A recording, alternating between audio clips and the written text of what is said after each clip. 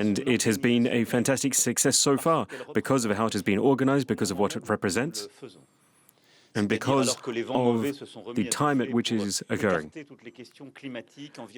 We've been able to talk about all sorts of issues about climate, biodiversity, the oceans, but never before in the past has the international community been so mobilized with heads of state and government, so many nations, all talking about the oceans.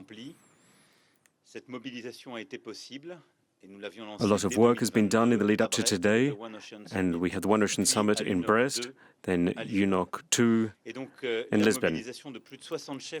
More than 60 heads of state and government, ministers, thousands of events organized by civil society. All of this is a major step forward. All of this is unheard of for the oceans, with Presidents Chavez and Lula in attendance. They both reiterated how important international mobilization is and how nothing will stop it. I would actually just like to thank all those who made this event possible, Mr. Minister, all of the teams from our Foreign Affairs Department, all of the people who are in charge of climate negotiations, all of the staff who work with you. Thank you so much for everything that you have done, and also for the work that you have done with my teams and everything that we have been able to do with the United Nations and the Costa Rica.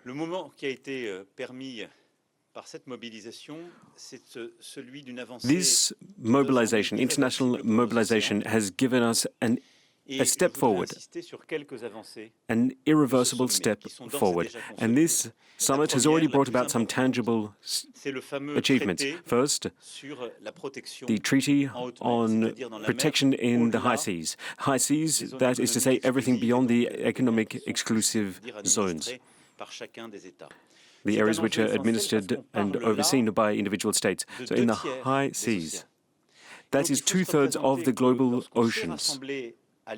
So when we met in Lisbon in 2022 at UNOC, there was no agreed-to framework for 2/3 of the world's oceans. So everything that we were talking about was only for those economic exclusive zones. Everything else was, well, it was the Far West. Then since UNOC, we have been able to finalize negotiations that had been at a dead end for decades. But for it to enter into effect, it had to be ratified by at least 60 countries. And that was no mean feat, because remember that the last major treaty for the high seas took some 12 years to ratify. So it was signed in 1982 and only came into effect in 1994. But 1 year ago, only 8 countries had ratified the agreement. So we worked tirelessly over the past few months to come to where we are today, and as of 1st of January next year, this treaty will come into effect, and we will finally have an international framework to regulate, to administer, to oversee the high seas. And therefore we will be able to fight against illegal fishing in some 65% of global oceans which until today had been free of law. So we have some 15 ratifications which are underway, some 15 more which will come through by the end of the year, which means that there is no doubt left that we will be able to push this through. And that is why with the Secretary General, we were able to say quite confidently that by the United Nations General Assembly, we will have some 60, 65 countries having ratified the agreement and sent in due form. We have Brazil, who agreed to ratify it by the end of the year, and they're just one of the many countries that will ratify it by the end of the year. The other major step forward is the fact we've been able to create new protected marine areas. There, once again, this is thanks to France and Costa Rica working together. Now, it seems like it makes perfect sense, but some 2 years ago, it wasn't as clear. We said with Costa Rica that we're going to fight for a number of commitments. We're going to fight for a commitment to protect 30% of the global marine areas. We started out as just two nations, but now we are part of majority because there are some 80 countries who have joined us. And this is all thanks to the conferences that have been held, the summit, the work that was done in Montreal. And alongside with Costa Rica over the past few years, we have been able to make huge headway. Prior to Nice, there were only 8% of marine protected areas in the global economic exclusive zones. We are now at about 12% at the end of this conference, which means that we will have increased the number of marine protected areas by about 50%. You have France through French Polynesia, with some 4.5 million square kilometers of protected areas, which means that we're going from 4 to 5.2% of our marine protected areas. France, with French Polynesia, is just 1.2% at a global scale. So it is the largest step forward. Brazil is going to go from 27 to 30%. Greece has also said that they will increase the number of protected marine areas, and we are working with a number of international partners for whom I have great respect, who have also said that they will increase the number of protected marine areas in the coming weeks and months. And I would like to welcome the Madagascan government for their commitments as well. Another thing that we have also seen is that there is now greater mobilization for the ocean floor, people protecting the ocean floors. What we saw over the previous years is that there was a constant push forward for people and countries wanting to race to the depths of the ocean. And we said there needs to be a moratorium. There will be exploration, but not use of the sea floor. There again, it was no mean feat, because as we're talking about the importance of biodiversity, we need to understand what is down there. We know that there is huge potential for carbon wells in the ocean floor, so science and medicine. Medicine is also the medical world is also very interested in the ocean floor, because there are all forms of unknown treasures to be found down there which may help medicine and medical research make progress. So we need to protect the ocean depths, protect them so that science can first understand them. That's why the moratorium is so very important. To give you a comparative understanding, the surface of the moon is 37 million square kilometers. But the ocean floor is about twofold.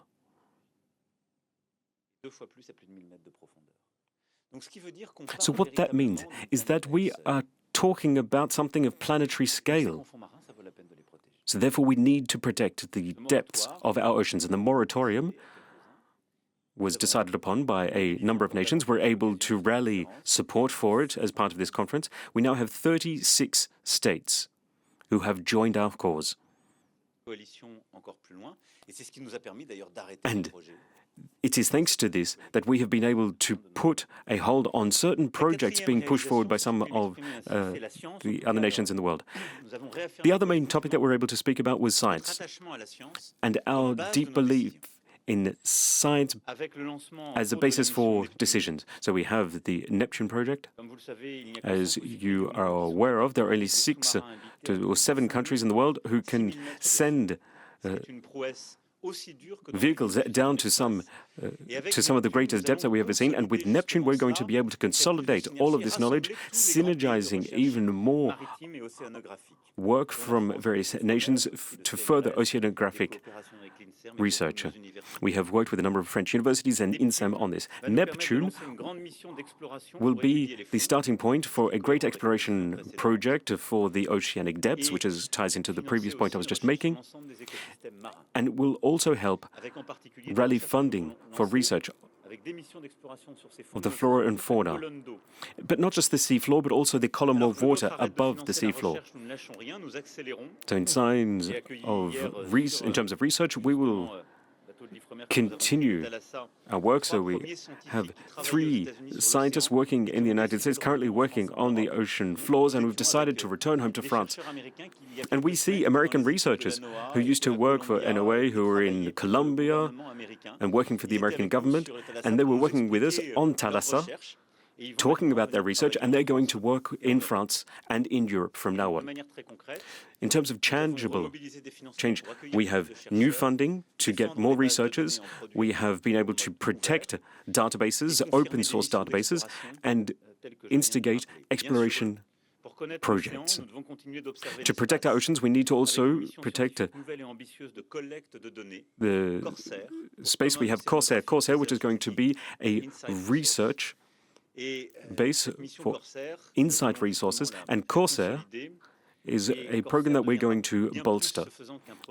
It will be more than just a project, it will be a concrete pledge to protect our oceans, because it is thanks to that that we're going to be able to consolidate the observation, the satellite-based observations of the oceans, to better understand the movement of water in the oceans.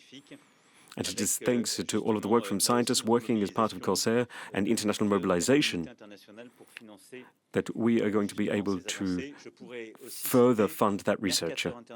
Mercator International, now an international organization, with the digital twin of the oceans, we're going to be able to have real-time monitoring of changes in the ocean. So whenever the water level rises, the impact it has that has on the world, we'll be able to monitor shipping lanes, which is so essential in decision-making processes. And in the future, we'll be able to work with our teams to consolidate all of that. And France is very happy to see that work happening. Again, a major step forward for science. Starfish, it was presented yesterday, and now we're going to be able to look at starfish as a source of indicators for the health of our oceans. I could list many more programs, but as you can see, all of these programs are essential for the decision-making processes that are underway at this current conference. The other decision I want to talk about was in terms of shipping. All of the global shipping partners decided a number of weeks ago to come to an agreement on decarbonizing shipping. This falls in line with previous decisions to slow down shipping, to decarbonize ships, and to have more ships go electric.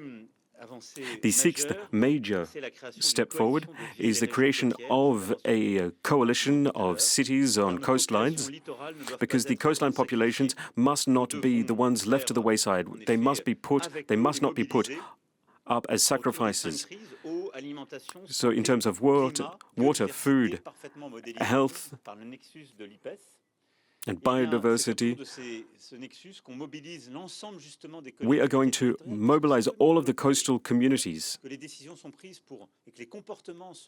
to make sure that they can change their practices to be able to avoid making the wrong decisions, be they decisions that create further pollution, to help them offset, reduce, and adapt their consumer practices to better protect the coastal communities.